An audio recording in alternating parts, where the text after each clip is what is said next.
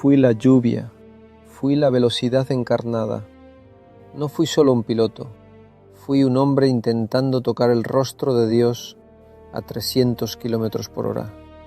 Los trofeos son solo metal.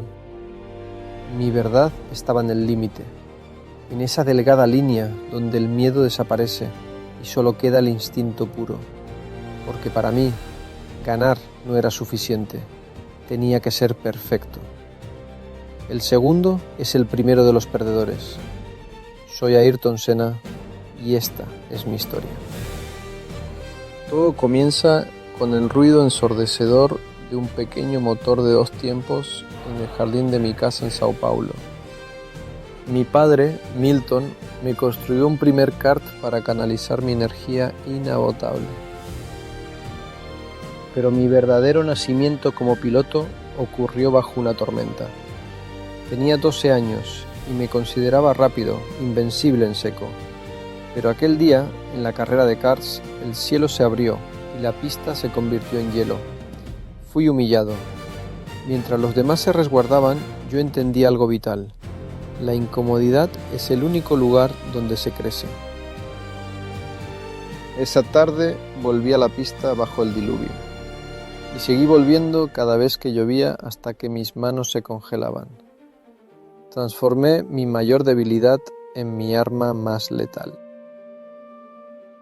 Llevar esa ambición a Europa no fue fácil. Dejar Brasil, la soledad en Inglaterra, la falta de dinero. Hubo noches en las que quise renunciar, pero el fuego interior era demasiado intenso. Correr no era un deporte para mí, era una necesidad fisiológica, como respirar. Cada adelantamiento en las categorías inferiores era un grito. Estoy aquí y no voy a detenerme. La Fórmula 1, el pináculo. Mi llegada no fue silenciosa, fue un estruendo bajo la lluvia de Mónaco en 1984. Con un coche inferior, un Toleman que apenas se mantenía entero, casé a los gigantes. Ese día, bajo el diluvio del Principado, el mundo vio lo que yo ya sabía, que en condiciones imposibles yo encontraba lo posible. Pero el verdadero ascenso, la construcción del mito, llegó con los colores rojo y blanco de McLaren, y allí encontré a mi némesis, Alain Prost. Para que exista una gran historia, debe haber un gran conflicto. Prost era el profesor, la calculadora humana. Yo era la pasión, el místico, el ataque puro. Nuestra rivalidad definió una era. En 1988, con el coche más dominante de la historia, el MP4/4, vivimos en otra dimensión.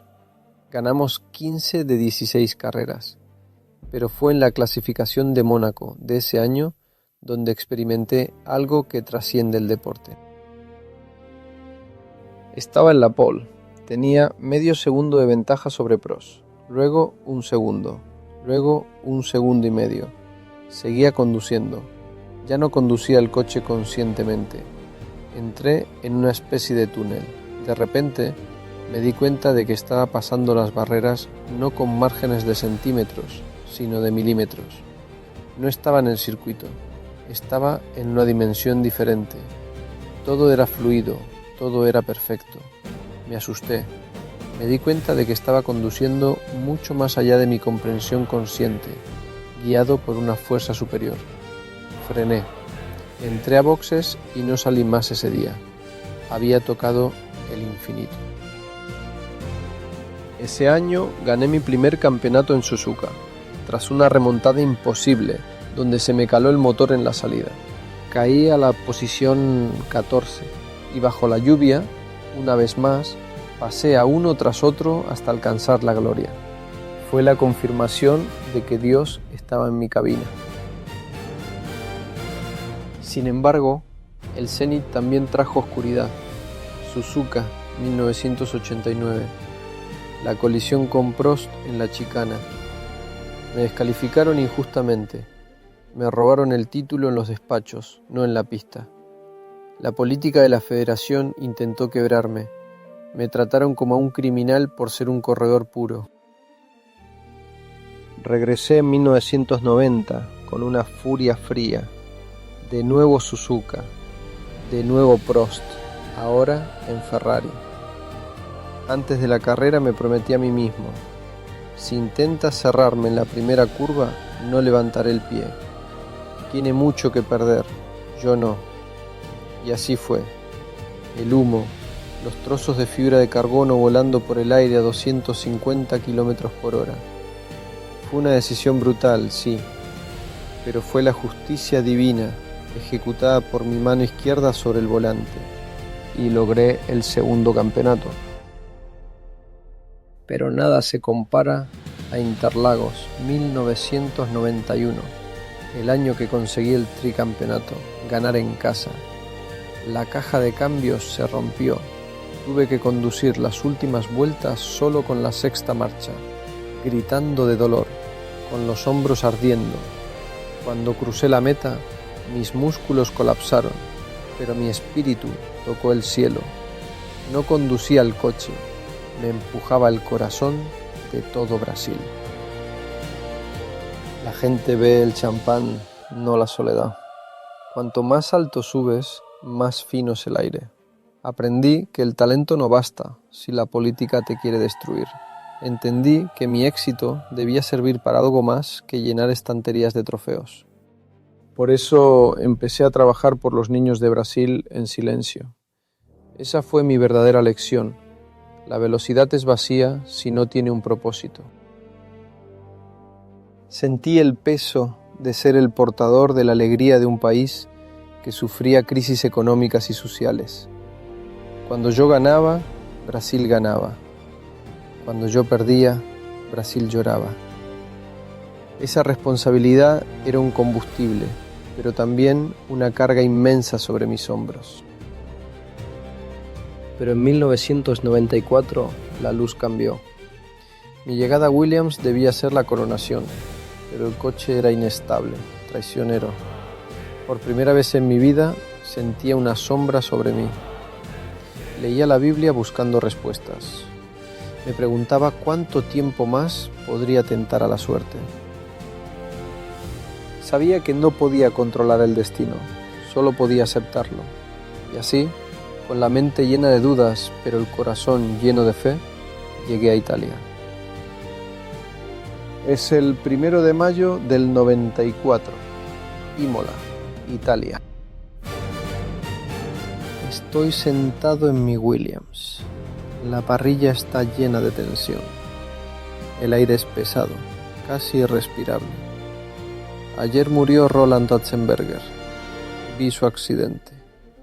Vi la fragilidad de la vida romperse contra el muro. Algo dentro de mí gritaba que no debía correr hoy. Hablé con Sid Watkins, el médico de la pista. Me dijo: ¿por qué no lo dejas? Ya eres el mejor. Vamos a pescar. Pero no puedo dejarlo. No sé vivir sin esto. Soy un prisionero de mi propia pasión. Me coloco el casco. El mundo se silencia. Solo escucho mi respiración y el latido de mi corazón. Miro el volante. Me siento extraño. Hay una bandera austríaca escondida en mi monoplaza. Planeo ondearla al final de la carrera, en honor a Roland. Quiero que la victoria hoy sea un homenaje a la vida, no una danza con la muerte. El semáforo se apaga. Acelero. El mundo se comprime. En la vuelta 1 ocurre un accidente y sale el coche de seguridad.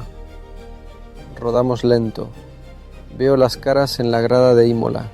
Son manchas de color bajo el sol italiano. El aire está denso. Mi Williams se siente inquieto. Golpea el asfalto con el fondo plano, sacando chispas que veo por los espejos. Es una bestia que no quiere ser domada.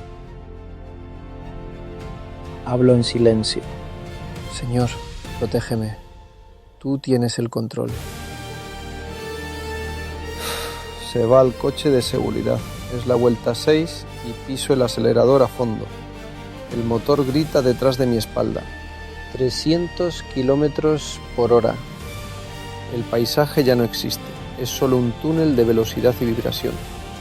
Mis manos luchan contra el volante. Cada bache es un golpe en la columna. Cruzo la meta y comienzo la vuelta 7. Todo va rápido, muy rápido. Me acerco a Tamburello, esa curva que conozco de memoria. Es el momento. Giro el volante. La dirección no responde. El volante está muerto en mis manos.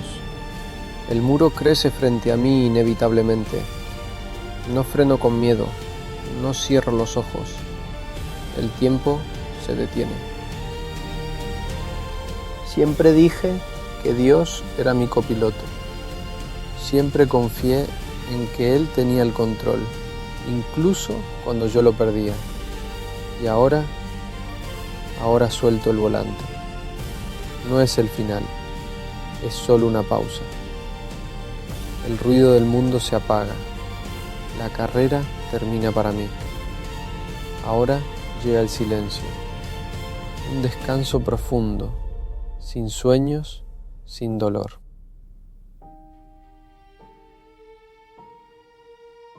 En tus manos, Señor, dejo mi vida. Cierro los ojos ahora para abrirlos en tu día.